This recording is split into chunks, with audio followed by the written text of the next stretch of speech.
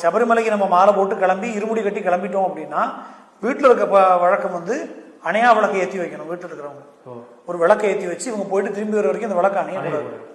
இப்போ நிறைய பேர் கடைபிடிக்கிறது இல்லை, ஒரு சில பேர் கடைபிடிக்கிறாங்க. அப்போ வந்து போயிட்டு திரும்பி வந்து நம்ம வந்து அது வரைக்கும் விரதத்துலாம் இருக்கும். விரதம் முடியல வீட்டுக்கு திரும்பி வந்து பகவானுடைய அனுகிரகத்தை வாங்கிட்டு நம்ம வேற எங்கேயும் போயிடக்கூடாது.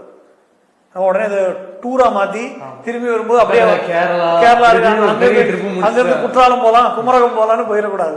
அதனால திரும்பி வீட்டுக்கு வந்து வீட்டில் அந்த பகவானுடைய பிரசாதத்தை கொண்டு வந்து வைத்து வீட்டில் இருப்பவர்களுக்கு அந்த பிரசாதத்தை கொடுத்து நம்மளுடைய பெரியவர்கள் இருந்தாங்கன்னா அவங்களுக்கு காலில் விழுந்து வணங்கி, நம்மளோட சின்னவர்கள் இருந்தாங்கன்னா அவங்களுக்கு பிரசாதத்தை நம்மளே கொடுத்து இந்த பெற்று வந்த அருளை வேற எங்கேயும் செதற விட்டுறாமல் செலவு பண்ணிடாமல் அது எல்லாருக்கும் முறைமையாக வீட்டுக்கு கொண்டு வந்து சேர்ந்ததுக்கு அப்புறம் தான் விரத பூர்த்தி பண்ணி மாலையை கட்டணுங்கிறது தான் மரபு.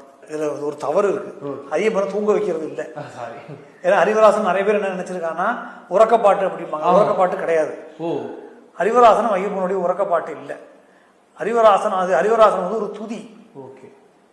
ஐயப்பன் தூங்கிட்டாருன்னா அப்புறம் உலகத்தை யாரும் காப்பாத்துறது. அதனால இறைவன் வந்து அங்கே யோகத்துல தான் போறாரே ஒழிஞ்சு உறக்கத்துல போறதில்லை. ரெண்டுக்கு நிறைய வித்தியாசம் இருக்கு. அவர் வந்து யோகத்துல ஆழ்ந்து போறார். ஒரு நாளும் ஒரு தபத்துல இருக்கார். தவத்துல இருந்து கண் முழிச்சு நம்மளை பாக்குறார். அன்றைய தினம் இது முடிஞ்ச உடனே மறுபடியும் தவத்துக்கு தான் போறார். பகவான் அங்க உறங்குவது இல்லை. நிறைய பேர் உறக்கிறது அப்படின்னு நினைச்சிட்டு. ஏன்னா நம்ம மனிதர்களுக்கு தான் உறக்கமும் எழுந்திருக்கிறதும். இப்ப திருப்பதியில வெங்கடேஸ்வர சுப்பிரபாதம்னா சுப்பிரபாதம் எழுப்பி விடுறதுக்கு இல்லை. சுப்பிரபாதம்னா அன்றைய பொழுது நல்ல பொழுதாக அமையட்டும் அப்படின்னு அர்த்தம். திருப்பதி சபரிமலையிலும் சுப்பிரபாதம் போடுறோம். சுப்பிரபாதத்துக்கு அர்த்தம் வந்து அன்றைய பொழுது நல்ல பொழுதாக அமையட்டும் அப்படின்னு தான் அர்த்தம்.